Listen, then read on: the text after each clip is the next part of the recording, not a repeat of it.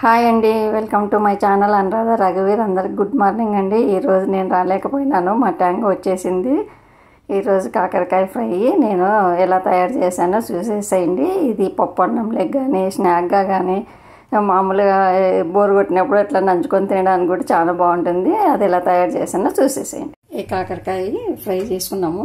ఈ మామూలుగా నూనెలో గొలిచి చేద్దాము ఈరోజు. ఎప్పుడు మామూలుగా చేసుకుంటాం కదా, అట్లా కాకోకుండా ఈరోజు కొంచెం డ్రైగా, పూర్తి డ్రైగా పప్పులోకి నంచుకోవడానికి కరకరలాడుతూ ఉంటాయి.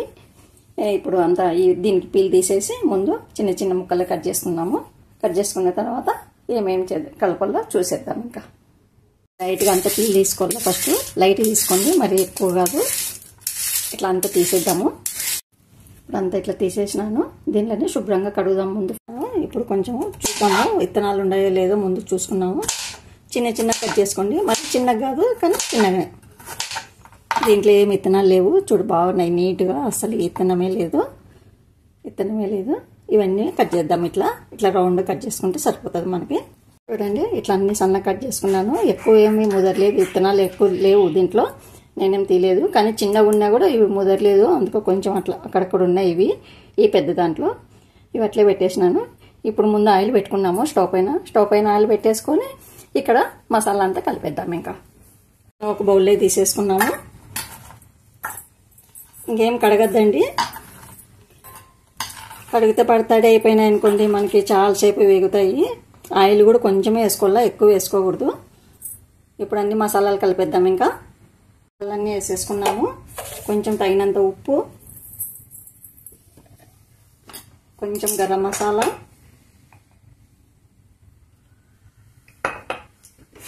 కొద్దిగా ధనియాల పౌడర్, కొంచెం కారం పొడి. అది మీకు తగినంత వేసుకోండి. కారం పొడి ఇంత అనేది ఏం లేదు, మీరు కారం బట్టి వేసేసుకోండి.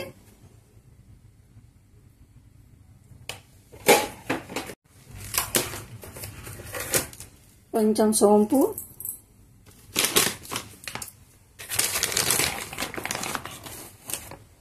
ఒక స్పూన్ బియ్యం పిండి,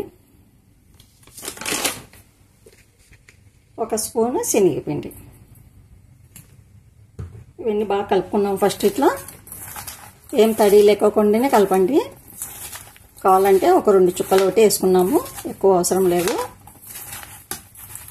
ఎందుకంటే దీంట్లోనే వాటర్ వస్తుంది కదా మనకి కాకరకాయలోనే, అందుకోసమనే వాటర్ ఏమొద్దు.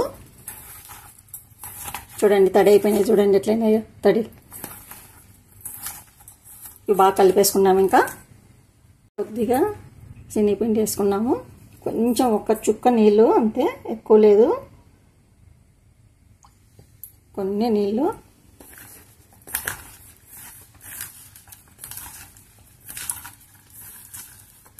అయిపోయింది, బాగా కలిసిపోయింది. ఇంకా ఆయిల్ కూడా వేడైంది, ఆయిల్లో వేసేద్దాం. ఇంకా నానబెట్టాల్సిన అవసరం లేదు, ఏం లేదు, వెంటనే వేసుకోవాలా. నానబెట్టినామంటే ఇంకా వాటర్ ఎక్కువ వచ్చేస్తుంది.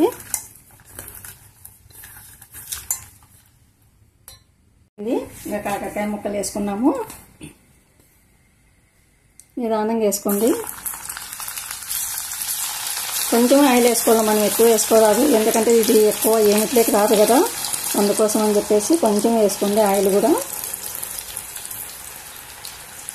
ఏ దాంట్లోకి వేసుకున్నా కూడా చేదెక్కుతుంది. ఇంకా చాలు. ఇవన్నీ బాగా వేయించుకున్నాం ముందు. ఇప్పుడు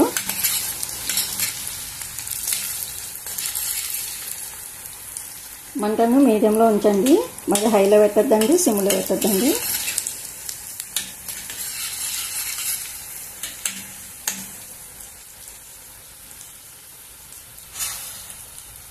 కొద్దిసేపు వేయించుకున్నాము. హైలో పెట్టండి, హైలో పెట్టి వేయించుకోండి.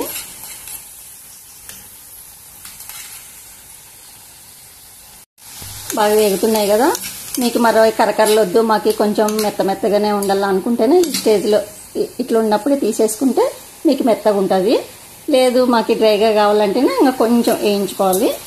ఇంకా కొంచెం వేయించుకుంటాను, నేను డ్రైగానే చేస్తున్నాను, అందుకోసమనే కొంచెం వేయించుకుంటాను. ఇంకా వేగితేనే అన్నీ ఇంకా తీసేసుకున్నాక కొద్దిసేపటికి బాగా కరకరలాడతాయి. ఇంకా తీసేద్దాం. ఇంకా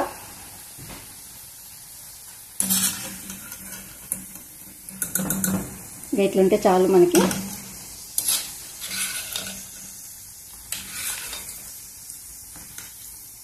అన్నీ తీసేసుకుందాం. ఇంకా టకటక్ అంటుండే చూడండి. వేయించుకొని ఒక టిష్యూ పేపర్లో వేసినామంటేనా అంత నూనె ఏమన్నా కొంచెం ఉంటే కూడా ఎక్కువ ఉంటే కూడా పీల్ చేసుకుంటుంది. చూడండి ఎంత బాగున్నాయి కదా, కరకరలు అంటుండే చూడండి.